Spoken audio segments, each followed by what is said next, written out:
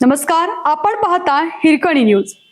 Hirkani news प्रत्येक क्षण ताज्या घडामोडी आणि महत्त्वाच्या प्रत्येक बातमीसाठी नेहमी तत्पर. शेतकरी संकटात. खरीप हंगामाच्या तोंडावर कृषी सेवा केंद्रे आजपासून बेमुदत बंद.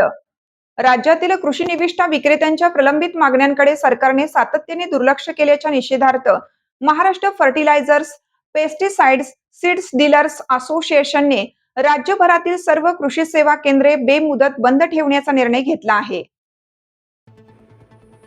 गेल्या 4-5 वर्षापासून विक्रेत्यांच्या विविध अडचणींबाबत कृषी विभागाकडे वारंवार पाठपुरावा करूनही कोणतीही ठोस कार्यवाही झालेली नाही.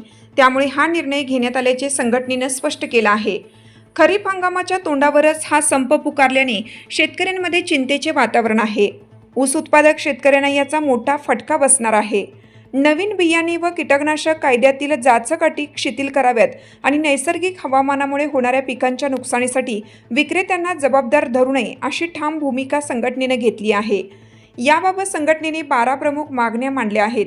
त्यात खतांच्या पुरवठ्यातील लिंकिंग बंद करणे, अप्रमाणित कापूस बियाणांवर बंदी, साथी पोर्टलची सक्ती हटवणे अशा महत्त्वाच्या मुद्द्यांचा समावेश आहे. खत पुरवठा FOR पद्धतीने करण्याचीही मागणी आहे.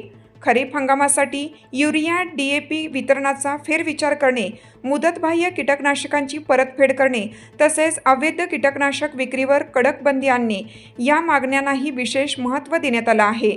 सरकारने या विषयात तोडगा काढणं गरजेचं आहे.